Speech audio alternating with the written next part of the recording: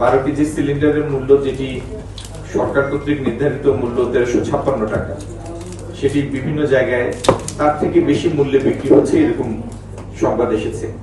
তো আমরা আগামী দিনে যেন এলপিজির সরবরাহ পরিস্থিতি সন্তোষজনক থাকে এবং খুচরা পর্যায়ে, ভোক্তা পর্যায়ে কোন ধরনের অসহনীয় পরিস্থিতির সৃষ্টি না হয়, বাজার স্থিতিশীল থাকে, সেই উদ্দেশ্যে আমরা এলপিজি আমদানিকারক এবং সরকারের বিভিন্ন সহায়ক সংস্থা যারা আমরা ফ্যাসিলিটেট করি, রেগুলেট করি, কেন্দ্রীয় ব্যাংক সহ, তাদেরকে নিয়ে আমরা বসেছিলাম এখানে।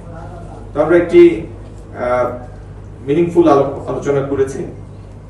যারা এই সেক্টরের সাথে জড়িত তারা কতগুলি বাস্তব সমস্যা তুলে ধরেছেন, আমরা সেটার নোট নিয়েছি এবং সেগুলি আগামী দিনে যতটুকু সম্ভব সমাধান করে তারা যাতে তাদের ব্যবসায়িক কার্যক্রম নির্বিঘ্নে চালিয়ে যেতে পারেন, সেটির জন্য আমরা সচেষ্ট থাকি। আচ্ছা, আমার প্রশ্ন করতে একটু ডিফেন্সিভ। গণমাধ্যমের খবর সবসময় বাস্তবিক হয়, অবাস্তব হবে কেন?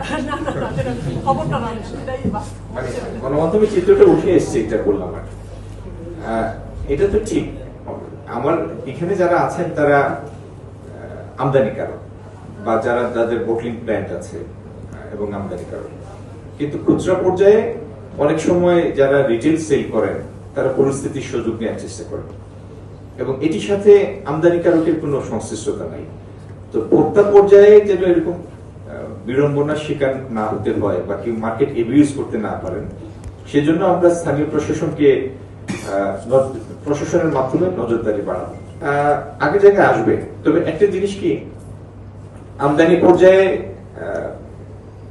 মূল্যের ক্ষেত্রে যারা আমদানিকারক তারা কতগুলি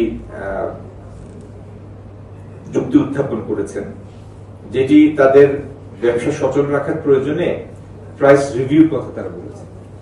তো এটি তো মানে এটি হচ্ছে তথ্য উপাত্তের ভিত্তিতে, এটি কোনো মুখের কোনো কথা না। তথ্য উপাত্তের ভিত্তিতে যদি তাদের কথাটা সমর্থনযোগ্য হয়, বিবেচনাযোগ্য হয়, তাহলে সেটা তো বিবেচনা করতেই হবে। কেউ তো আর লোকসান করে ব্যবসা করবে না।